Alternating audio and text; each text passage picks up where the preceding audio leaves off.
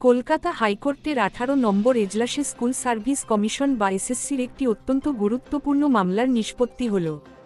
নবম দশম শ্রেণীর শিক্ষকদের একাদশ দ্বাদশ শ্রেণীতে আবেদনের ক্ষেত্রে অভিজ্ঞতার ভিত্তিতে যে ১০ নম্বর দেওয়া হয়, সেই নিয়মকে চ্যালেঞ্জ করে দায়ের করা মামলাটি শেষ পর্যন্ত খারিজ হয়ে গেল।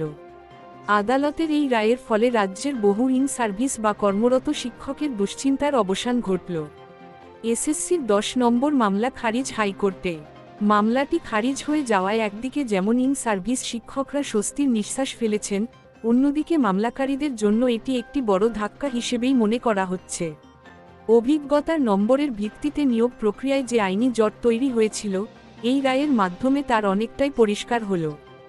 মামলাকারীদের মূল আপত্তি ছিল নবম দশম শ্রেণীর শিক্ষকদের একাদশ দ্বাদশ শ্রেণীর নিয়োগ প্রক্রিয়ায় অভিজ্ঞতার জন্য অতিরিক্ত ১০ নম্বর সুবিধা দেওয়া নিয়ে।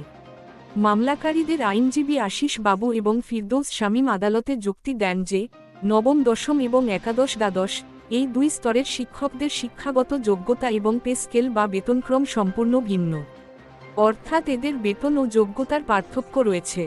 দ্বৈত সুবিধা বা ডবল বেনিফিট। তারা দাবি করেন নিচু স্তরের অভিজ্ঞতার জন্য উঁচু স্তরে সুবিধা পাওয়া উচিত নয়। একে তারা ডবল বেনিফিট বলে অভিহিত করেন। NCTE guideline. আইনজীবীরা সুপ্রিম কোর্টের রায় এবং এনসিটির নিয়মাবলীর উল্লেখ করে বোঝানোর চেষ্টা করেন যে দুটি স্তর আলাদা সত্তা। উদাহরণ হিসেবে বলা হয়, আপার প্রাইমারির প্যারা টিচাররা যেমন প্রাইমারিতে সুবিধা পান না, তেমনি এক্ষেত্রেও এই নিয়ম খাটা উচিত নয়। পর্ষদ ও ইন সার্ভিস শিক্ষকদের পাল্টা যুক্তি। অন্যদিকে পর্ষদ এবং কর্মরত শিক্ষকদের হয়ে সওয়াল করেন আইনজীবী সুবীর সান্যাল। তিনি আদালতের সামনে বেশ কিছু জোরালো যুক্তি তুলে ধরেন যা মামলার মোড় ঘুরিয়ে দেয়। আইনজীবী জানান, মামলাকারীরা এসএসসির মূল নিয়োগ বিধি বা রুলসকে চ্যালেঞ্জ করেননি। বর্তমান রুলসে কোথাও বলা নেই যে এক স্তরের অভিজ্ঞতা অন্য স্তরে গ্রাহ্য হবে না। পরীক্ষক হিসেবে অভিজ্ঞতা বলতে গিয়ে তিনি আরও জানান, নবম দশমের শিক্ষকদের কাউন্সিল অনেক সময় একাদশ দ্বাদশ শ্রেণীর পরীক্ষক বা প্রধান পরীক্ষক হিসেবে নিয়োগ করে, ফলে তাদের ওই স্তরের কাজের অভিজ্ঞতা তৈরি হয়। আইনি অবস্থানের দিক থেকে রুলস বা নিয়মকে চ্যালেঞ্জ না করে শুধুমাত্র তার থেকে প্রাপ্ত সুবিধার বিরোধিতা করা আইনত যুক্তিযুক্ত নয়। বিচারপতির পর্যবেক্ষণ ও চূড়ান্ত সিদ্ধান্ত।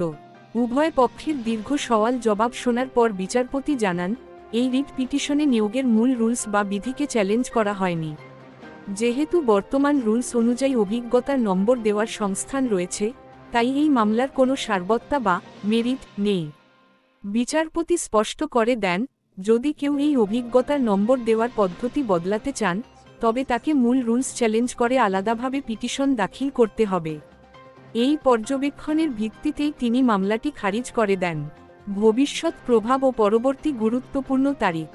এই রায়ের ফলে নবম দশমে কর্মরত শিক্ষকরা একাদশ দ্বাদশ শ্রেণীর নিয়োগে অভিজ্ঞতার ১০ নম্বর পাওয়ার যোগ্য বলে বিবেচিত হলেন।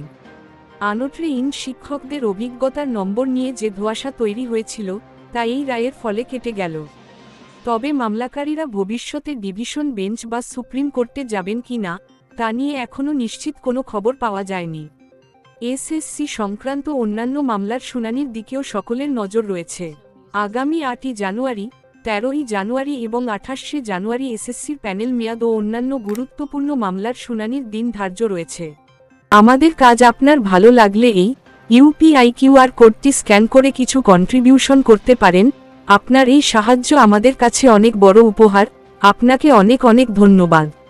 নমস্কার বন্ধুরা, আজকের এই আপডেট বিষয়ে আপনাদের কোনো বক্তব্য থাকলে অবশ্যই নিচে কমেন্ট করে জানান।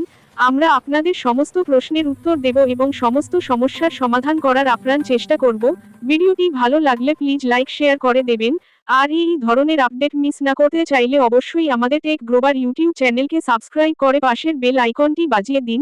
পরবর্তী ভিডিও আপনাদের স্ক্রিনে দেওয়া হলো। ধন্যবাদ।